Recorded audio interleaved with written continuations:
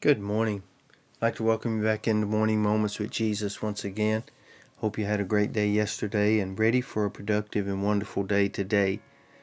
This morning the Lord gathers us together and begins to speak to us about learning how to trust Him.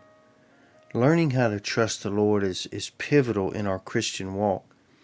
And in Psalms 106, particularly in verse 7 through 11, the psalmist here is speaking about the lack of trust in the Lord that the Israelites had at a particular moment in their life. In verse number 7 it says, "Our fathers understood not the works in Egypt.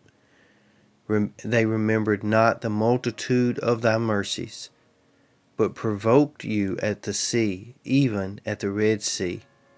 Now listen to verse 8.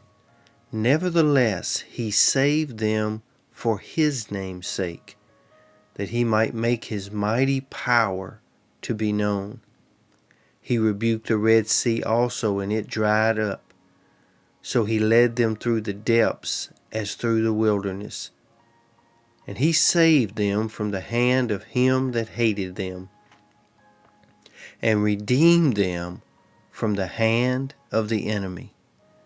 And the waters covered their enemy, and there was not one of them left."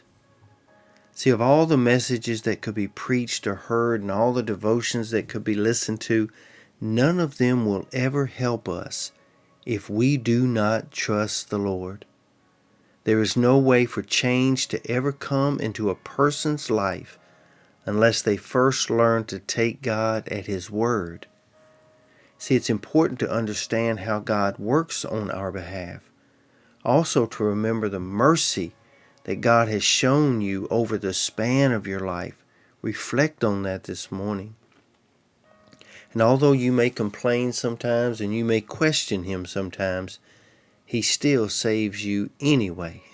Not only your soul for eternity, but He saves you from things every day that you may not even know about. See, the Egyptians are classic examples to not only new converts but older believers as well. For this psalm refers to the famous Red Sea time in their life. And if we're honest this morning, we all have these moments when we must decide if we are going to trust God with His plan and His word. There are some beautiful chances here to really trust the Lord and watch His power at work. It's a truth that we all face problems, but all of them can teach us something about ourselves and about the wonderful power and protection of the Lord. See, one thing I noticed about this Red Sea experience that the Israelites had is, first and foremost, they had a problem in front of them, and that was the Red Sea. But I want you to understand this morning that it was God who led them to it. And if God led them to it, as we often say, He also had the power to lead them through it. It represents a testing of their faith in God because they had a problem with what was in front of them. This morning, I'm asking you if you have a problem of something that's in front of you, something that's an obstacle. Well, every obstacle should be a place in our lives where we get excited to see how God is going to get us through this time.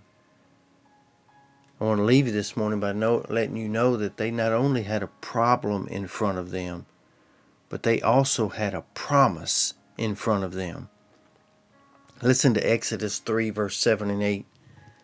"And the Lord said, I have surely seen the afflictions of my people which are in Egypt, and I have heard their cry by reason of their taskmaster, for I know their sorrows." Now listen to verse 8 again.